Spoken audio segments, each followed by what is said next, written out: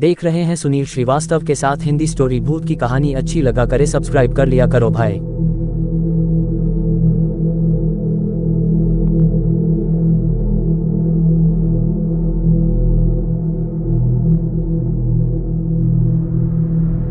सुदूर एक गांव में मोहन नाम का पहलवान रहता था, जिसके पास 5 भैंसें थी। दिन भर भैंसों की देखभाल करना और उनका दूध पीना ही मोहन की दिनचर्या थी। भैंसों का दूध पीते रहने के कारण वह काफी बलवान हो गया था।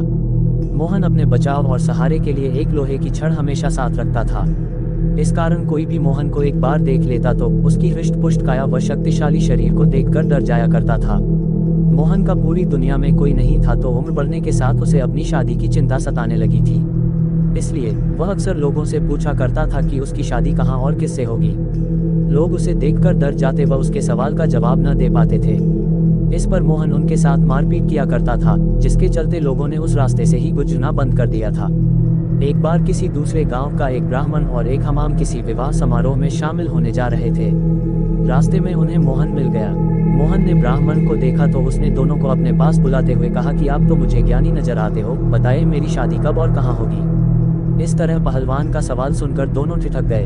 हमाम काफी चतुर था, उसने सोचा कि अगर हम इससे बहस करेंगे तो इसके बल के आगे हमारा कोई मुकाबला नहीं। हमाम को एक तरकीब सूझी और उसमें दूर एक ताड़ के पेड़ की ओर उंगली से इशारा करते हुए कहा कि आपकी शादी वहीं होगी। हमाम की बात सुनकर मोहन फूला नहीं समाया और प्रसन्न होकर उसने अपनी 5 भैंसें दोनों को दान में दे दी और ताड़ के पेड़ की दिशा में चल पड़ा।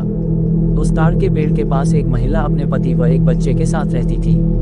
उसका पति बड़ा ही धूर्त व आलसी किस्म का शख्स था और उसे बात बात पर झूठ बोलने की आदत थी। इस वजह से वह महिला अपने पति से बेहद परेशान रहती थी। काफी दूर तक पैदल चलने के बाद जब मोहन ताड़ के पेड़ के पास पहुंचा तो वह औरत घर के बाहर निकली। घर के आंगन में प्रवेश करते हुए मोहन लड़खड़ा कर गिर पड़ा और उसका एक हाथ औरत के गाल पर तमाचे की तरह लग गया। औरत को लगा कि पहलवान जरूर उसके पति को जानता होगा।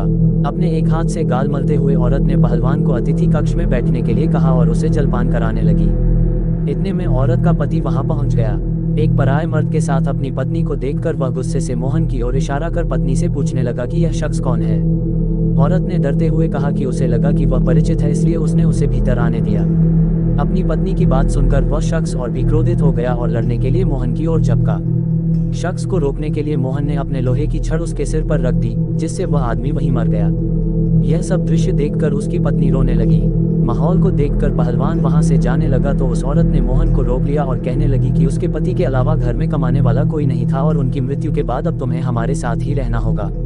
इसके बाद मोहन उस औरत के साथ उसी घर में रहने लगा। मोहन को भैंसों का दूध पीने के अलावा कोई काम नहीं आता था। ऐसे में कुछ दिन बाद जब घर का राशन खत्म होने लगा तो महिला ने उससे कहा कि वह बाहर जाकर कुछ कमा कर लेकर आए या फिर राजा के पास जाकर खेती के लिए जमीन मांग ले ताकि वह खेती कर अपना भरण पोषण कर सके। महिला की बात सुनकर पहलवान अपने लोहे की छड़ उठाए राजमहल की ओर चल पड़ा। राजमहल के पास पहुंचने पर सभी द्वारपाल और सैनिक मोहन की काया देखकर डर से कांपने लगे और तुरंत राजा तक सूचना पहुंचाई कि कोई बलवान हाथ में लोहे की छड़ लिए महल की ओर बढ़ता चला आ रहा है। सूचना पाकर राजा ने तुरंत अपने मुंशी को बुलाया और उसे तत्काल पहलवान के पास जाकर आने का कारण पूछने को कहा। पहलवान मुंशी को खेती के लिए जमीन मांगने की अपनी विनती बताता है। संदेश लेकर राजा के पास पहुंचने पर राजा पहलवान को ढेर सारी जमीन देने का आदेश देता है। मुंशी बेहद चतुर होता है तो वह राजा द्वारा पहलवान को दी गई अधिकांश जमीन स्वयं के लिए रखकर मोहन को कब्रिस्तान के पास एक बंजर जमीन का छोटा सा टुकड़ा दे देता है, जिसे पाकर पहलवान खुशी खुशी वापस लौट जाता है। Powered by. उस बंजर जमीन के पास के बीच में एक पीपल का पेड़ होता है, जिस पर भूतों का बसेरा होता है। जमीन को फसल उगाने योग्य बनाने के लिए जब पहलवान जुताई शुरू करता है तो पेड़ के कारण उसे खेत जोतने में परेशानी आने लगती है। मोहन उस पेड़ को उखाड़ने की ठान लेता है और अपनी लोहे की छड़ से उस पर प्रहार करता है।